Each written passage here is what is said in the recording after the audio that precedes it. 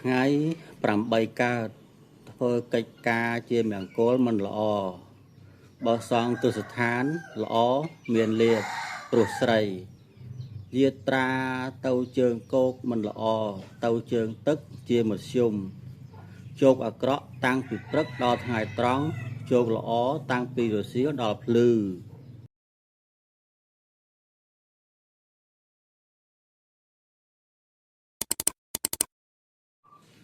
បាទអញ្ចឹងជួបខ្ញុំបាទទៀតហើយបងប្អូននៅក្នុងកម្មវិធីដកស្រង់នៅក្បួនតម្រារឹកជ័យមើលវេលាជាមង្គលនិងការយាត្រាទៅកាន់ទិសនានាក៏ដូចជាជោគល្អនិងជោគអាក្រក់បាទជោគល្អនិងជោគអាក្រក់ប៉ុន្តែមុននឹងបកស្រាយខ្ញុំបាទក៏សូមសម្ដេចខន្តីអភ័យទោសអំពីលោកគ្រូអ្នកគ្រូលោកតាអាចារ្យលោកយាយជីដែលបានសិក្សារៀនសូត្រចេះចាំនៅក្បួនតម្រាសាស្ត្រក៏ដូចជាក្បួនតម្រារឹកជ័យនេះបើសិនជាខ្ញុំអត្ថាធិប្បាយទៅវាខុសឆ្គងត្រង់ចំណុចម្ដុំណាមិនពេញទឹកចិត្តទឹកបតីរបស់អស់លោកសូមសំណាក់ខន្តីអភ័យទោសដល់ខ្ញុំបាទផងបាទព្រោះអីខ្ញុំបាទបកស្រាយនេះមិនមែនចេះឯងទេ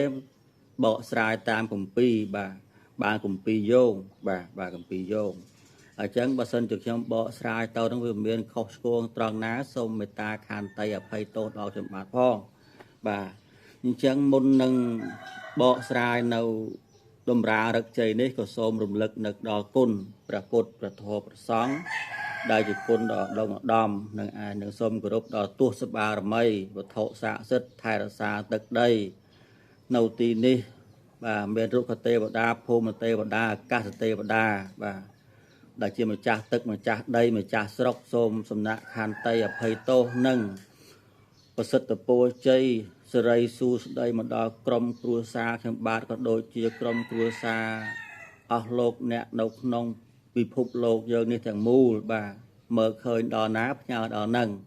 អញ្ចឹងក៏សូមឲ្យជួបទៅនឹងពុទ្ធពរព្រះទាំងឡាយ4ប្រការនិងសម្បត្តិ3បើអស់លោកអ្នកប្រាថ្នានៅពុទ្ធពរណាសម្បត្តិណាហ្នឹងក៏សូមឲ្យបានសម្រេចដោយសេចក្តីប្រាថ្នាអញ្ចឹងមុននឹងអត្ថាធិប្បាយបាទមុននឹងអត្ថាធិប្បាយនេះក៏សូមជូននៅគាថាបាទជូននៅគាថាសម្រាប់ពាក់ខ្សែកថាមួយមេបាទមួយមេខ្លីទេបងប្អូនពេលណាដែលយើងពាក់ខ្សែកថាយើងចារកថារួចហើយបាទពេលពាក់អញ្ចឹងធម្មតាទេគ្រូគេតែងតែមានបាលីរបស់គេហើយបាទបាលីរបស់គេហើយបាទទោះបីតែគេចាក៏មានក្បួនគេចាដែរបាទបាលីរបស់គេសម្រាប់ចាហេតុដល់ពេលគេចាហ្នឹងគេមានបាលីគេហ្នឹងមុននឹងចាហ្នឹងគេសូត្របាទគេសូត្រអញ្ចឹងដល់ពេលចាហើយមូកថាហ្នឹងរួចដល់ចប់សពគ្រប់ដល់ទៅពេលយកកថាមកពាក់ហ្នឹងគេត្រូវមានបាលីបាទមានបាលីខ្សែកថាពាក់ខ្សែកថាបាទអញ្ចឹងគេថានេះសូត្រដូចតទៅមៈសោបាទ3ដងណាបងប្អូន3ដងមៈសោមៈសោអញ្ចឹងសូត្រតែ3ដងហ្នឹងផ្លុំដាក់ខ្សែកថាទៅចងទៅជាប់ហើយបងប្អូនបាទចងទៅជាប់ហ្នឹងអញ្ចឹងក៏អត្ថាធិប្បាយនៅតម្រារឹកជ័យរបស់យើងថ្ងៃ8កើតបាទថ្ងៃ8កើតនេះលោកថាធ្វើកិច្ចការជាមង្គលមិនល្អទេបាទមិនល្អទេបើសង់ទិសស្ថានល្អមានលៀបព្រោះស្រីបាទបើសង់ទិសស្ថានល្អមានលៀបព្រោះស្រីយាត្រាទៅជើងគោកក៏មិនល្អដែរទៅជើងទឹកជាមធ្យម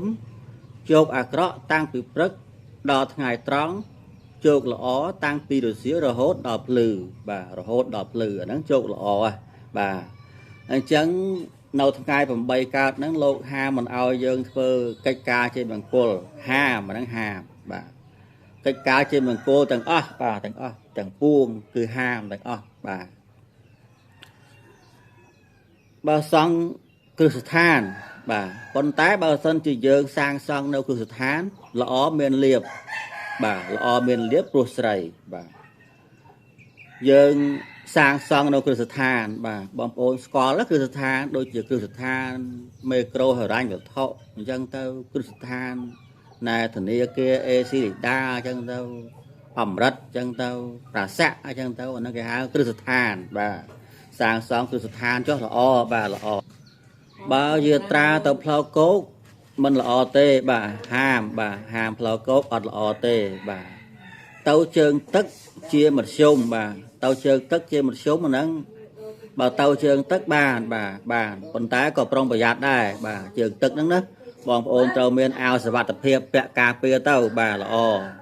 អាហ្នឹងយើងត្រូវតែចេះការពារខ្លួនបងប្អូនទោះបីថាថ្ងៃហ្នឹងទៅផ្លូវជើងទឹកលោកថាល្អ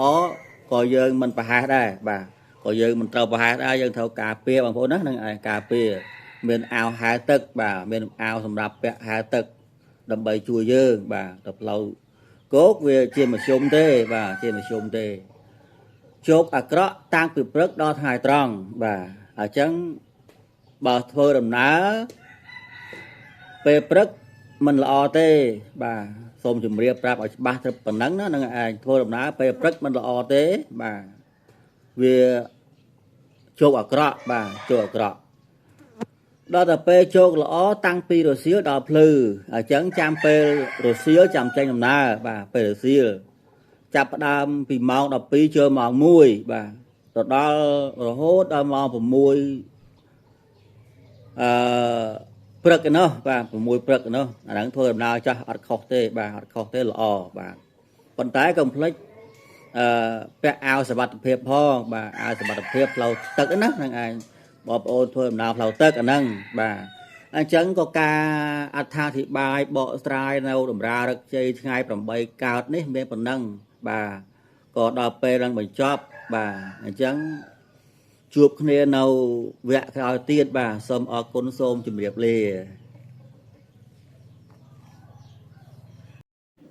បាលីពាក់ខ្សែកថាសូត្រ3ចប់អមៈសោសោអមៈសោសោអមៈសោសោអញ្ចឹងបងប្អូនត្រូវសូត្រ3ចប់ណាបងប្អូនណាហ្នឹងឯងសូត្រ3ចប់ទៅផ្សាសិទ្ធបាទហើយសម្រាប់អ្នកដែលរៀននៅរបៀននេះត្រូវតែកាន់សច្ចធម៌បាទសុចរិតទៀងត្រង់ត្រឹមត្រូវ